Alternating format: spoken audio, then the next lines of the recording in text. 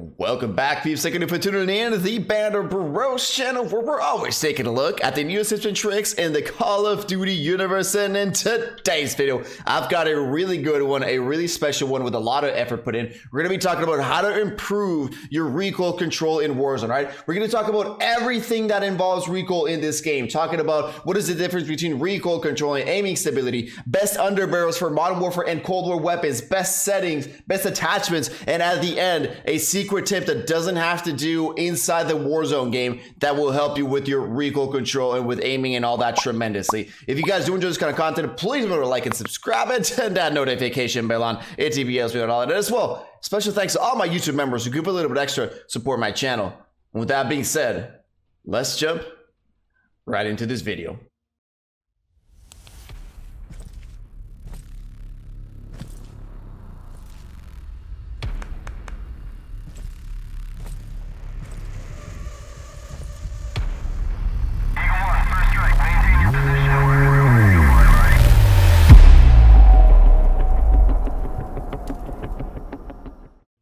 Alright peeps, so let's get right into this video. We got a lot of things to cover, so we're going to be going over them fairly quickly. The first thing that we're going to be talking about is what is the difference between recoil stabilization, aiming stability, and recoil control. Those are the three factors that you can see that have a play in the underbarrels and in recoil in Modern Warfare weapons. In Cold War weapons, we won't really be talking about it because, as you guys can see, the main thing is just horizontal recoil and vertical recoil control. Those are two very easy factors to understand. So let's go back here and let's explain. So recoil stabilization is kind of like the bouncing side to side. It's not specifically horizontal recoil control, because horizontal recoil control could be going from one side or the other. Recoil stabilization is that side to side bouncing that the recoil does. You can kind of put it in quotation like it's a horizontal recoil, but it's not really horizontal recoil. All right, next up we got aiming stability. Aiming stability is when you're aiming with your gun, how much sway will your scope have without holding your breath, right? So obviously, if you got red dot sights or scopes that you can't hold in your breath, your weapon will be moving in a little bit, right? That is aiming stability. Now, there were some tests done that aiming stability actually does affect recoil. Now, this doesn't affect it as much, so just do be aware that it will affect recoil a little bit, but aiming stability doesn't affect it significantly. Now, let's go with the last one, which is recoil control. Recoil control is your basic main OP recoil, right? This is your everyday recoil that goes up and down or kind of like a little bit to the side. So recoil control is the stat that we all know of, right? Kind of like that vertical recoil control. So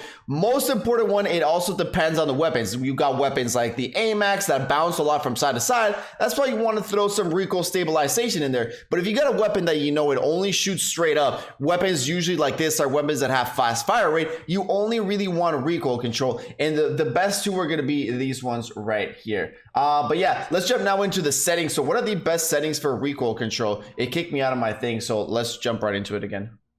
All right, legendary, so we're back in. So for the best settings on this one for recoil control, we're going to be showing a couple different things. Now, dead zone, this is my specific dead zone. This one doesn't have to do with the player, but it has to do with each specific controller. The way you figure out your dead zone is you go to your horizontal and vertical stick sensitivity, bump that all the way to 20, both of them, and see if your stick is moving. Start at 0. If your stick is moving, bump it up 1. If your stick is still moving, bump it up another 1. Once your stick stops moving, then you can drop down your sensitivity to whichever one you want. Now, talking about sensitivity, the lower the sensitivity you have, the easier it is going to be to control that recoil control. The faster you're moving your aim, it's going to be a lot harder to control those precise movements. For me, honestly, a sensitivity around 6.6 is the best for me. All right, now when we're talking about the ADS low zoom, this is my zoom right now. I had to move it because I felt the game kind of like messed up the low zoom and high zoom. This is what I had before, but after the updates, this is what I have it at right now, 90 and 1.05. So 90 allows me to aim pretty good. Again, remember, low zoom and high zoom are dependent on your horizontal stick sensitivity and vertical stick sensitivity. So just do be aware of that, all right?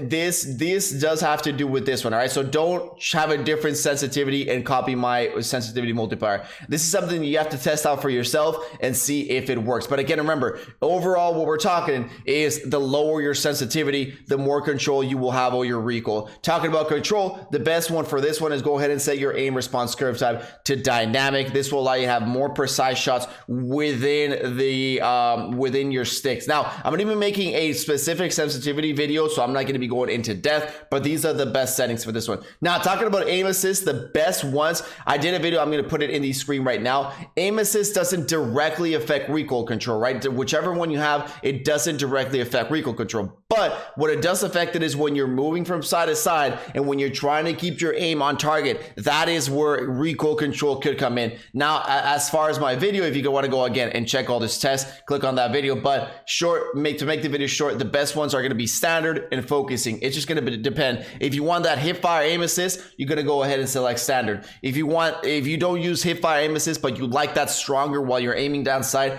best one is going to be focusing. Now, let's jump into the game and test out one of those more like the popular ones. We're going to be testing out Commando versus Merc, and we're going to be testing out Bruiser versus Field Agent Grip to see if the Commando is actually better, because maybe the Merc is better, and is what we're going to be testing out to see after all these updates, is the Bruiser grip still the best for recoil control. Let's jump right into that part.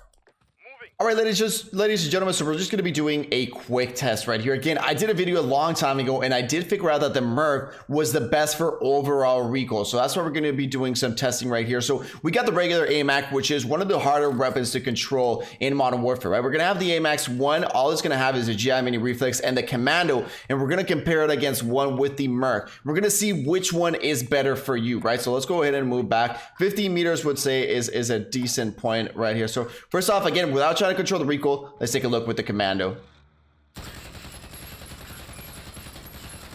There we go. We're going to move a little bit to the right, and we're going to do one more test with that Commando.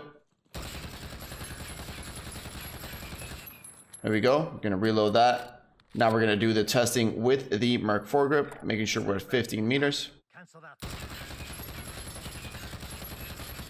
All right, moving a little bit to the right. Take a look again.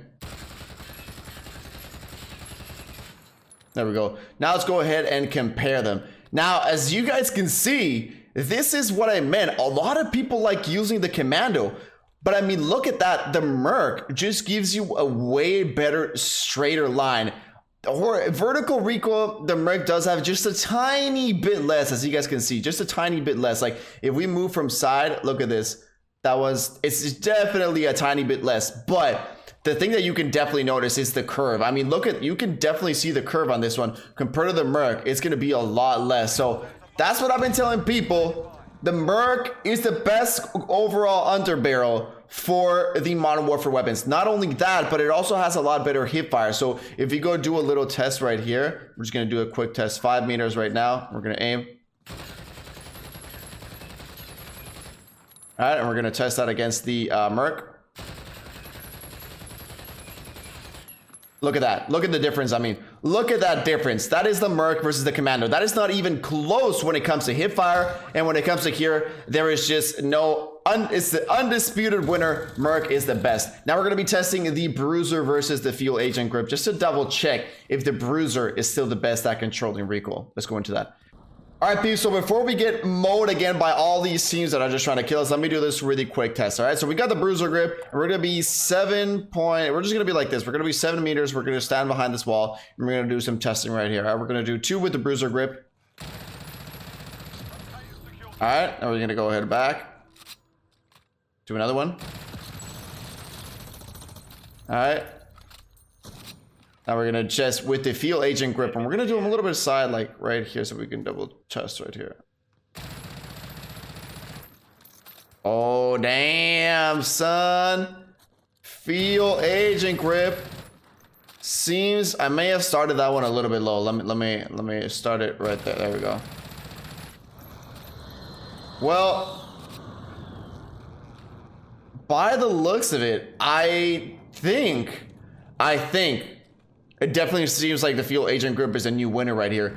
Definitely seems like it has a lot less horizontal recoil. As you guys can see, this little curve is a lot smoother than that curve from the beginning.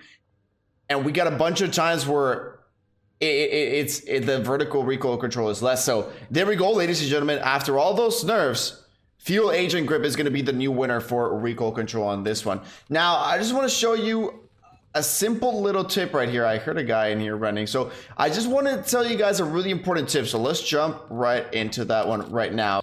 All right, ladies and gentlemen, so this one of the last tips is going to be really important, which is weapon testing. This is one of the most important things you have to do if you want to have amazing recoil control with your gun. And that is, whenever you look for a class setup on YouTube, we don't really tell you the recoil pattern of the gun, right? We're not going to say, you know, it goes left and then goes right. I'm gonna kill this guy. We're not really going to tell you it goes left and it goes right. I mean, we just tell you the class setup. So a lot of people just grab the class setup and then just jump and they're like, oh my God, the recoil still sucks.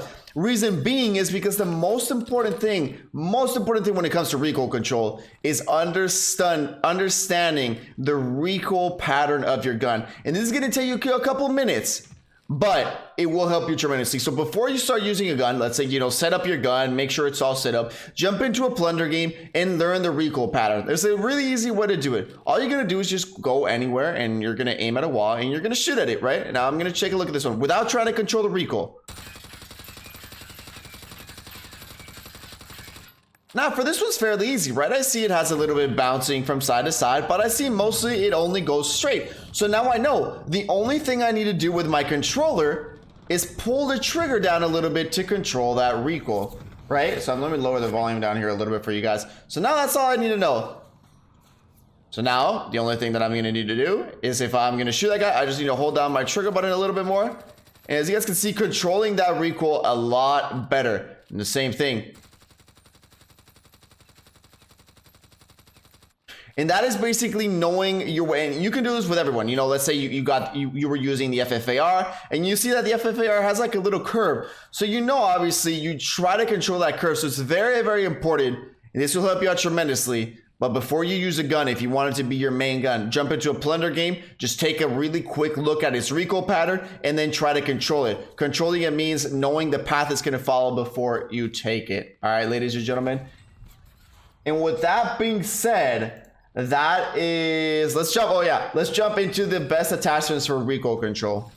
All right, ladies and gentlemen, so we're just gonna go quick over the best attachments that control recoil. Let's jump into the modern warfare weapons first. The first one is gonna be the monolithic suppressor. Does actually help with recoil control, but if you do not care about that extra range, the tactical suppressor is actually the best one for recoil. The tactical suppressor actually does control recoil better than the monolithic suppressor. And as we talked about, Merc foregrip is gonna be the best overall. And as well, when it comes to optics, if you want better recoil handling, I would suggest the GI Mini Reflex. Usually when you start using any 3 times or any higher scopes, it's going to be a little bit harder to control that recoil just because you are zoomed in. All right, that's why you get that feeling that it is not the best. And then when it comes to the laser, the tac laser with the aiming stability and it will help you a little bit, but it's not like a tremendous thing. But if you want that extra recoil help, the tac laser will help you because it does have that aiming stability. All right, and as well, some of the barrels also do help with recoil control. You just have to take a look, as it says there, the pros, the recoil control. So some barrels do help with that. Now let's take a look at the Cold War ones. Right now the agency suppressor is kind of fucked up, but I'm pretty sure they're going to bring it back normal. But agency suppressor actually does help with recoil. As you guys can see, their vertical recoil control, they do state it there, so it does help. And as we talked about, the Underbarrels, the best one now is going to be the Feel Agent Grip instead of the foregrip. And same goes with the sights. Usually Microflex LED is going to be a lot easier to control compared to the 3 times. If you want still a high powered scope, but you don't want the 3 and you don't want that much recoil, then maybe go ahead and try the 2 times. The 2 times is a little bit less than the 3 times. And it's going to be a little bit easier to control that recoil control just because of that lower zoom level. And as well, go ahead and check out the barrels. But usually the barrels in Cold War aren't as good as the barrels from Modern Warfare, so they don't really help recoil that much.